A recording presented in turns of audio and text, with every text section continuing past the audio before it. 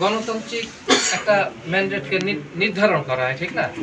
তার মানে নির্বাচনে জয় হলে দায়িত্ব বেড়ে যায়, ঠিক না?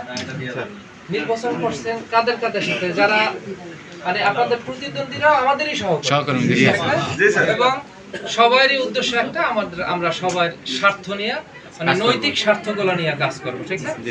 দিন শেষে আমার অনুরোধ থাকবে, আপনারা আপনাদের যে মহৎ উদ্দেশ্য নিয়ে আপনাদেরকে দেখেন, এত মানুষ যে আইসা আপনাদের এই সারাদিন এই উৎসব মুখর পরিবেশ রাখবে, এটা স্বপ্নেও ভাবিনি। আমার মনে হয় এই ফ্যামিলি প্ল্যানিং অধিদপ্তরে এটা আমাদেরও সৌভাগ্য যে আমাদের সময় এত সুন্দর একটা নির্বাচন, এত সুন্দর একটা আয়োজনে আপনাদের এখন দায়িত্ব থাকবে যে ভালো অভিজ্ঞতা যেটুকু ছিল সে মানুষ যে তাদের কাছ থেকে অভিজ্ঞতা তারা আমাদের সহকর্মী, আমরা যেন দিন শেষে যেন আমাদের প্রতিপক্ষ বলতে কেউ না থাকে। এইটা হলো আপনাদের এখন একটা বড় দায়িত্ব, কারণ জানেন আমাদের যখন নির্বাচনের পরে এমপি বা প্রধানমন্ত্রী সে কি তখন পার্টির বা ওই দলের থাকে, ঠিক না?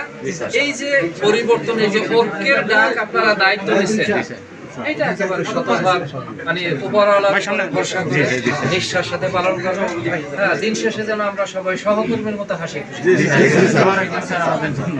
স্যার আপনারা ইতিমধ্যে দেখছেন স্যার আমরা নির্বাচনে 82 জন প্রার্থী, আপনারা স্যার সকাল থেকে এক রেজাল্ট পর্যন্ত স্যার ছিলেন।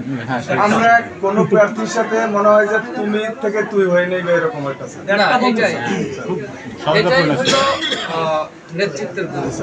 ঠিক আছে, আমাদের এরকম ইনস্ট্রাকশন ছিল যে আমরা সব ক্ষেত্রে আমাদের কর্তৃপক্ষ আছে আমাদের মাথার উপরে, আমরা সবাই যদি আমাদের পক্ষে কিছু হয় কর্তৃপক্ষের কাছে। আজকে মনে রাখবেন এই যে প্রতিটা ফুল, প্রত্যেকটা দায় হয়ে আপনাদের মাথায় আসে। প্রত্যেকটা ফুলের পাপড়িতে পাপড়িতে হাজার হাজার মানুষের, শত শত মানুষের দায় আপনাদের ঘাড়ে, ভালোবাসা আপনাদের ঘাড়ে। এটা সব সময় মনে রাখবেন, ঠিক আছে? মানে কোনোভাবেই যেন আমাদের কাছ থেকে কেউ কষ্ট না পায়।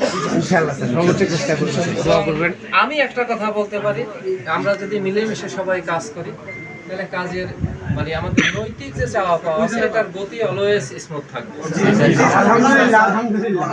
তবে স্যার আমাদের প্যানেলের পক্ষ থেকে আপনাকে একটা জিনিস আশ্বস্ত করতে চাই, আমরা স্যার সবাইকে নিয়েই স্যার কাজ করবো স্যার। আলহামদুলিল্লাহ, সবাইকে নিয়ে স্যার, ইনশাআল্লাহ স্যার সবাইকে নিয়ে স্যার। আমারই বন্ধু মাজার কালকে ফোন দিয়ে বলছি, দোস্ত তুই যখন সেক্রেটারি ছিলি তখন আমি সেক্রেটারি ছিলাম, আমি আজকে সেক্রেটারি হয়েছি, তুই সেক্রেটারি, তোর অনেক কাজ জানা আছে, তুই আমাকে হেল্প করবি। বলছে দোস্ত তোমার সার্বিক হেল্প আমি করবো। স্যার আমাদের মধ্যে এরকম একটা সম্পর্ক আছে।